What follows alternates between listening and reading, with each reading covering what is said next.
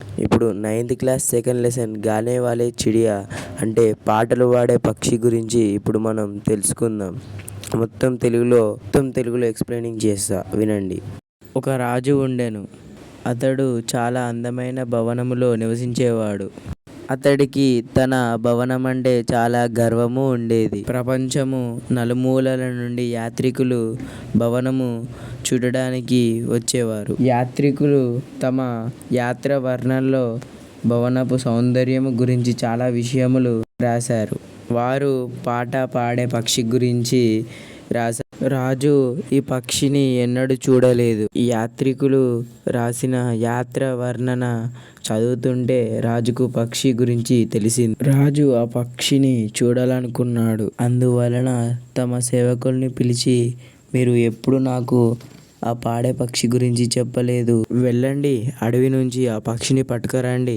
ఆ పక్షి పాటను నేను వినాలనుకుంటున్నాను అని అన్నాడు. రాజసేవకులు కూడా ఆ పక్షిని ఎన్నడూ చూడలేదు. ఇంకా ఆ దర్బారులో ఎవరు ఈ విషయం గురించి ఎరుగరు. పక్షిని వెతకటానికి సైనికులు అడవికి వెళ్ళారు.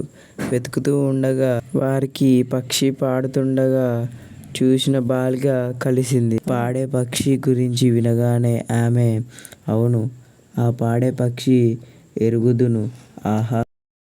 నేను ఇక్కడి నుంచి పని పూర్తి చేసుకుని సాయంత్రం సమయంలో ఇంటికి వెళ్ళేటప్పుడైతే అది నాకు మార్గమంతా తన తీయని పాట వినిపిస్తుంది. దీనితో నా మొత్తం అలసట దూరమవుతుంది అని అనెను. మరియు సైనికుల కోరిక మేరకు బాలిక పక్షిని పిలిచింది.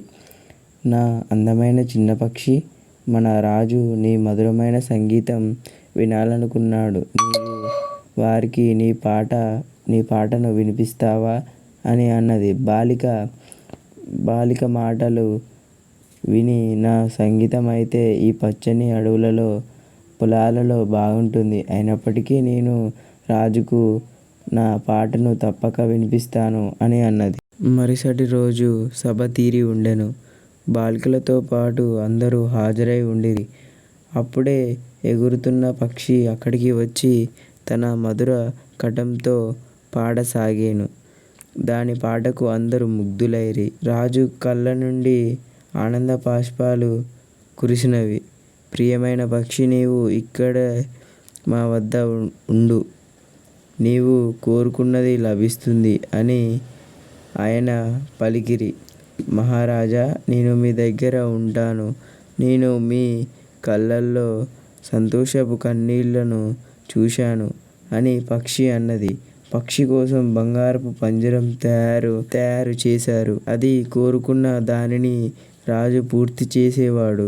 రాజ్యమంతా ఆ పక్షి సంగీతపు ప్రసిద్ధి చెందింది. ఒకరోజు పక్షికి పొలములో పనిచేసే రైతులు గుర్తుకు వచ్చారు.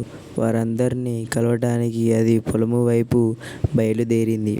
రాజుకు పక్షి అవుపడకపోయేసరికి దుఃఖముతో జబ్బుపడ్డారు. ప్రజలందరూ రాజు అనారోగ్యము గురించి దుఃఖించారు. రాజును ఎలా కాపాడాలా అని అందరూ ఆలోచించసాగారు. ఒకరోజు రాజు బలహీనమైన స్వరముతో సంగీతం పక్షి పాట వినిపించిందని అందరితో అన్నాడు.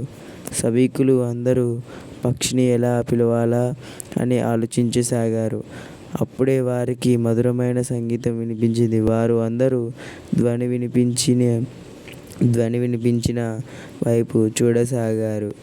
పక్షి తన మధుర కంఠంతో పాడుతూ ఉండెను. అది చూడగానే అందరికీ ప్రాణము లేచి వచ్చింది. రైతుల ద్వారా పక్షి రాజు అనారోగ్యము గురించి విన్నది. వెంటనే అది రాజుకు తన సంగీతం వినిపించుటకు వచ్చెను. అది పాడుతున్నట్లుగానే రాజు అనారోగ్యము దూరమైంది. నెమ్మదిగా రాజు ఆరోగ్యవంతులైరి. ఆయన పక్షితో, ప్రియమైన పక్షి, నా వద్దకు తిరిగి వచ్చెయి. నేను నిన్ను ఎల్లప్పటికీ రాజభవనంలో ఉంచుతాను అన్నాడు. లేదు మహారాజా, నేను నా సంగీతాన్ని శ్రమపడే వారికి కూడా వినిపించాలి. నేను ప్రతిరోజు ఇక్కడికి వస్తాను. మీకు కూడా సంగీతం వినిపిస్తాను అని అన్నది. పక్షి మాటలు రాజుపై గట్టి ప్రభావం కలిగించాయి. ఆహా! పక్షి, నీవు గొప్పదానివి. నీవు శ్రామికులు, రైతుల కోసం రాజమహలు సుఖాన్ని త్యాగము చేయగలిగినప్పుడు నేను వారి కోసం ఏమీ చేయలేనా అని రాజు అన్నాడు. ఎందుకు చేయలేరు మహారాజా! శ్రామికులు, రైతులు గురించి ఆలోచించుట, వారికి సహాయము చేయుట మన కర్తవ్యం. ఎందుకంటే వారు మనకు సుఖాన్ని కలిగించేది అన్నదాతలే అని పక్షి అన్నది.